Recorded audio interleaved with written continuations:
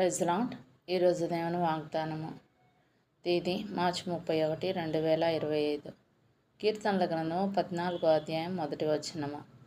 దేవుడు లేటని బుద్ధిహీనులు తమ హృదయంలో అనుకుందురు. వారు చెడిపోయిన వారు, అసహ్య కార్యములు చేయుదురు. మేలు చేయువాడొకడునూ లేడు. ఆమేన్. ఒకసారి 53వ కీర్తన కూడా చూసినట్లయితే, దేవుడు లేడని బుద్ధిహీనులు తమ హృదయంలో అనుకుందురు.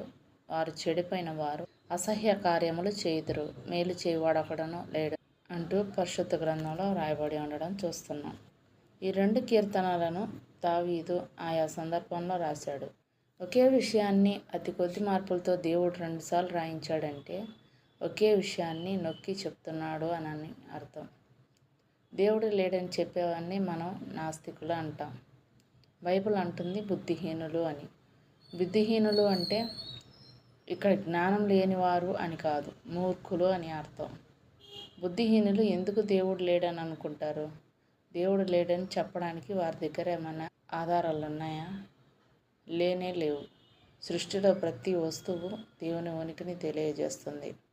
ఒక చెక్క కుర్చీని చూసినప్పుడు దీని వెనుక వడ్రంగి అంటూ ఎవరు లేరు, చెట్టుకే కుర్చీలు, మంచాలు, తలుపులు, కిటికీలు కాశాయి అనుకోవడం ఎంత మూర్ఖత్వమో, ఎంత బుద్ధిహీనతో.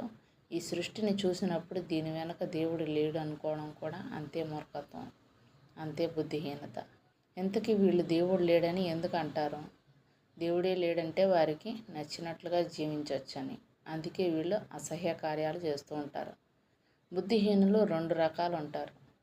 దేవుడు లేడని బహిరంగంగా ప్రకటించేవారు ఒకళ్ళైతే, హృదయంలోనే తలంచేవారు. ఈ రెండవ రకానికి చెందిన వాళ్ళు మనలో లెక్కలేనంతమంది. వీరు దేవుని మందిరానికి వెళ్తారు, అన్ని కార్యక్రమాల్లో పాల్గొంటారు. కానీ మనసులో మాత్రం నిజంగా నరకం ఉందా, నిజంగా పరలోకం ఉందా అంటూ బుద్ధిహీనుల్లాగే జీవిస్తున్నారు. ఈ రెండు రకాల్లో దేనికి మనం సంబంధించిన వారమైనా ఒక్కటి గుర్తుంచుకోవాలి, దేవుడు ఉన్నాడు. మనమున్నాము అంటే కారణం ఆయనే. ఆయన మనకిచ్చిన జీవితాన్ని ఆయన కోసం జీవిద్దాం. అట్టి కృపా ధన్యత దేవుడు మనకు అనుగ్రహించునుగాక. ఆమేన్. దేవుడు తన పరిశుద్ధ వాక్యం మన వినికిడి యందు దీవించునుగాక. ఆమేన్.